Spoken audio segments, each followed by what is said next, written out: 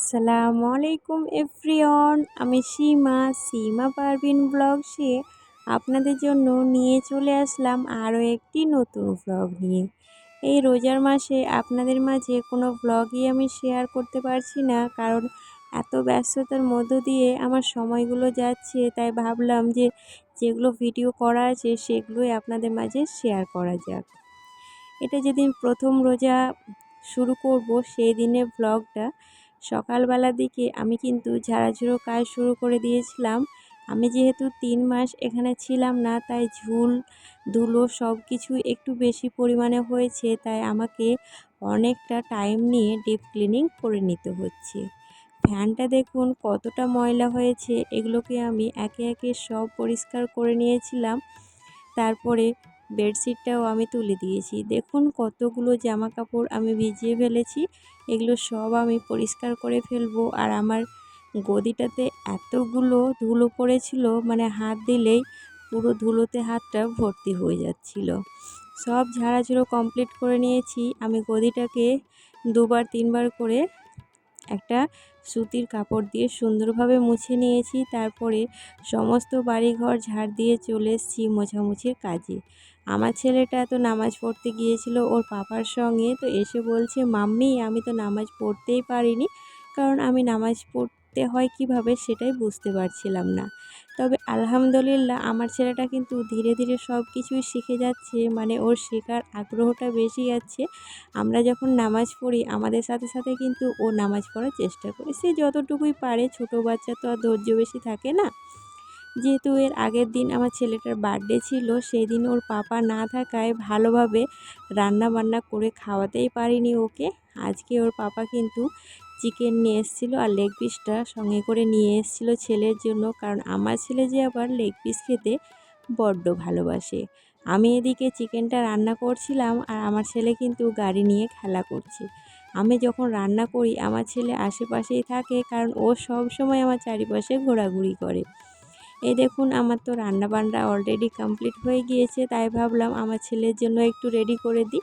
আজকে রান্নাবান্না সিম্পলি রেখেছিলাম, যেহেতু ভোর রাতে আজকে সেহরি খেতে হবে, প্রথম সেহরি, তাই হালকা পাতলার মধ্যে রান্নাবান্নাটা হয়েছিল।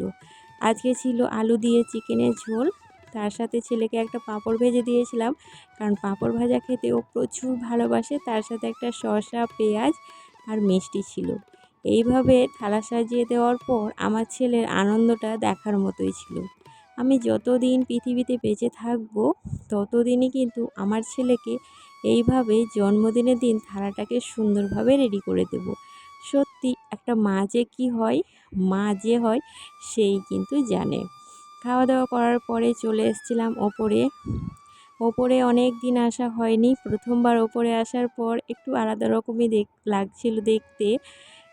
ছাদের ওপরে তো অনেক ধরনের গাছ লাগানো ছিল, তবে সব গাছগুলো প্রায় শুকিয়ে গিয়েছে। এখানে শুধু ধনেপাতার গাছগুলোই সুন্দর হয়ে আছে, আর আমার ড্রাগন গাছটাও ধীরে ধীরে বড় হয়ে গিয়েছে।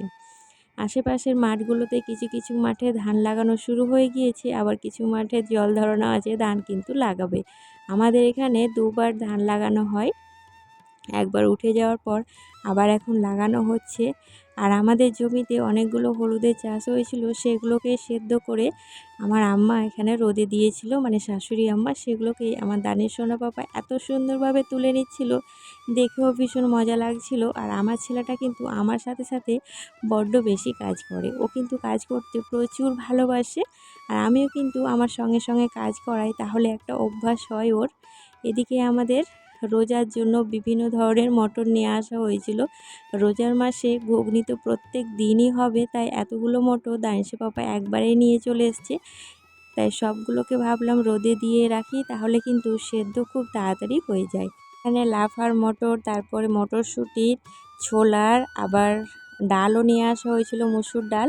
আসলে সেহরিতে প্রত্যেক দিন আমাদের মসুর ডাল রান্না করা হয়। আমি আবার ডাল ছাড়া একদমই ভাত খেতে পারি না। এতগুলো জিনিস আমার সোনা পাপাটা একদম ওঠাতেই পারছিল না, তাই একটা মসুর ডালের প্যাকেটটা বার করে রেখে ওকে ওঠাতে দিয়েছিলাম। ও ওঠানোর পর বলছে, না মাম্মি এটা তুমি নিয়ে যাও আর আমি হলুদের ডিব্বাটা নিয়ে যাই।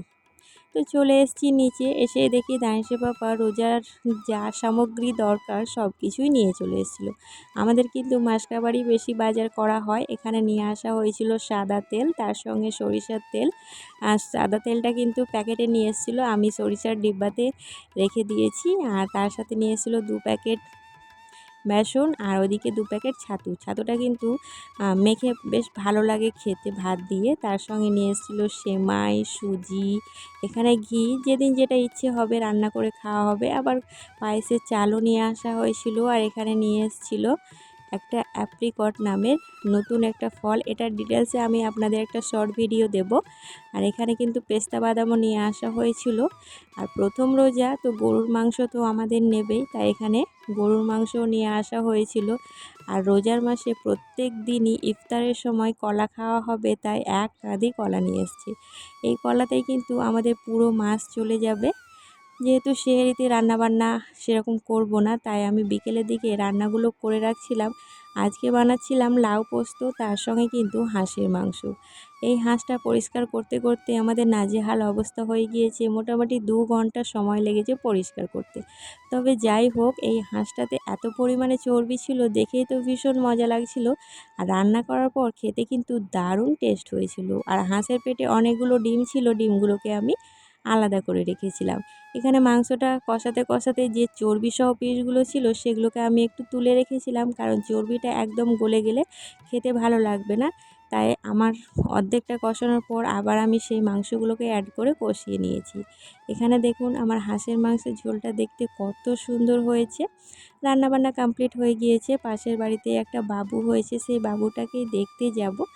তো বাবুটাকে দেখতে গেলে তো আর খালি হাতে যাওয়া হবে না, তো কিছু একটা নিয়ে যেতে হবে। আর দানিশের যখন জন্ম হয়েছিল তখন এত রূপোর জিনিস পড়েছিল, আর আমি তো ছেলে বলে ওকে রূপোর জিনিস পরাইনি, তাই ভাবলাম সেখান থেকে একটা দিয়ে দিই। আর এখন যা রূপোর দাম, কেনাও কিন্তু অনেক দায়।